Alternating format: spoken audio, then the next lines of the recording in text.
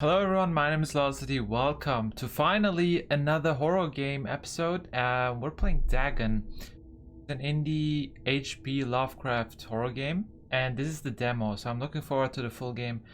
I'm writing this under an appreciable mental strain, since by tonight I shall be no more. Yeah, that's better. I should be playing more HP Lovecraft games. They're pretty sick usually. I'm writing this under an appreciable mental strain, since by tonight I shall be no more. Okay. Penniless, and at the end of my supply of the drug which alone makes life endurable, I can bear the torture no longer, and shall cast myself from this garret window into the squalid street below. Wow. He wants to kill himself. Why, bro? Do not think from my savory to morphine that I am weakling or a degenerate. Oh, he's an addict too.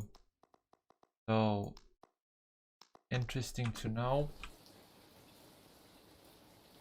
When you okay. have read these hastily scrawled pages, you may guess, though never fully realize, why it is that I must have forgetfulness or death.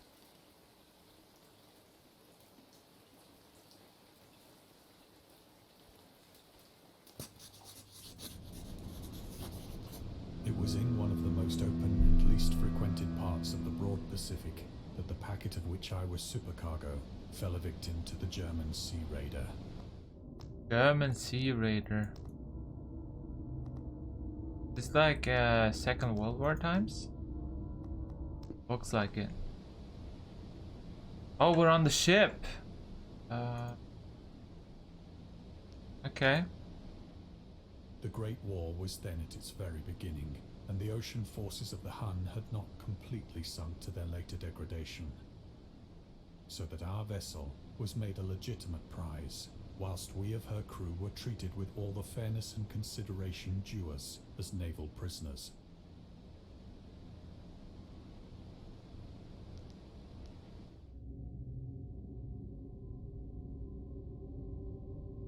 The demo features only a couple of facts. Okay. Dagon was written about a month after the United States entered World War I. Lovecraft was actively interested in its course. He composed many poems in which he gave encouragement to soldiers and commented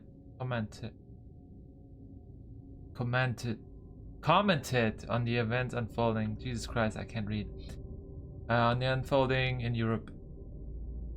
He tried to enlist in the army, but even though he passed the physical exam, his mother prevented him from going to the war. He has threatened to go to any lengths, legal or otherwise, if I do not reveal all the ills which unfit me for the army. Huh, okay.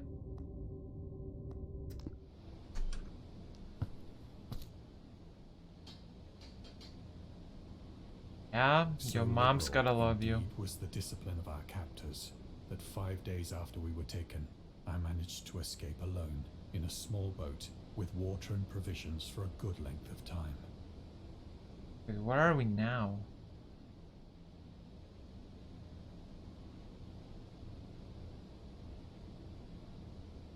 Oh, lantern. When I finally found myself adrift and free, I had but little idea of my surroundings. Never a competent navigator, I could only guess vaguely by the sun and stars that I was somewhat south of the equator. South the equator.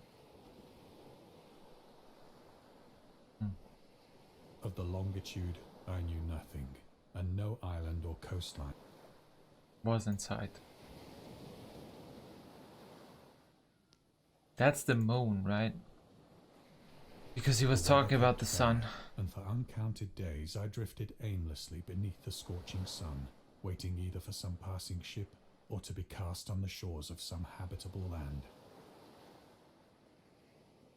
But neither ship nor land appeared, and I began to despair in my solitude upon the heaving vastness of unbroken blue. The change happened whilst I slept. The change? Its details I shall never know. Uh-oh. Slumber, though troubled and dream-infested, was continuous.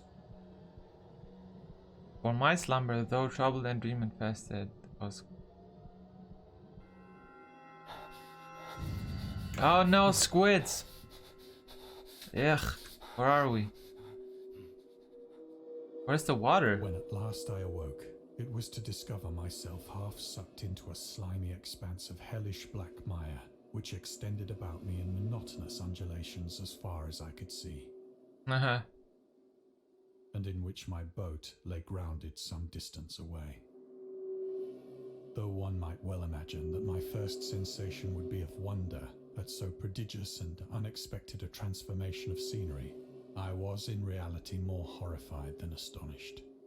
For there was in the air and in the rotting soil a sinister quality which chilled me to the very core. Yeah, this slimy pod here would kind of freak me out too, I guess. The region was putrid with the carcasses of decaying fish and of other less describable things. Yeah, what happened here? Are we like chewed from the ocean and spit out here? There was nothing within hearing and nothing in sight save a vast reach of black slime. Yet the very completeness of the stillness and the homogeneity of the landscape oppressed me. This looks like a weird planet, like a complete different planet. The sun was blazing down from a sky which seemed to me almost black in its cloudless cruelty, as though reflecting the inky marsh beneath my feet. Which seemed to me almost black in its cloudless cruelty?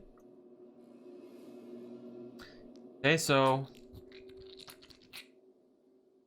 The sound effect. As I crawled into the stranded boat, I realized that only one theory could explain my position. One theory, let's hear it. Through some unprecedented volcanic upheaval, a portion of the ocean floor must have been thrown to the surface, exposing regions for which innumerable millions of years had lain hidden under unfathomable watery depths. So great was the extent of the new land which had risen beneath me. Hey, Subnautica, welcome. Detect the faintest noise of the surging ocean, straining my ears as I might. Nor were there any seafowl to prey upon the dead things. Nor were there any seafowl to prey. True. What is this? Volcanic eruptions sometimes result in the creations of islands. Most of them are transient and erode after some time, but some prove permanent. Floating pumice. Rock created when superheated, pressurized rock is ejected from a volcano. Can move across long distances and transport barnacles and macroalgae that clinch to it. In 2001, rafts of pumice created during the eruption of a volcano near Tonga, Polynesia, eventually reached Australia. Okay. This looks like a completely different planet. That's weird. Guy's alive. For several hours I sat thinking or brooding in the boat, which lay upon its side and afforded a slight shade as the sun moved across the heavens. As the day progressed, the ground lost some of its stickiness and seemed likely to dry sufficiently for traveling purposes in a short time.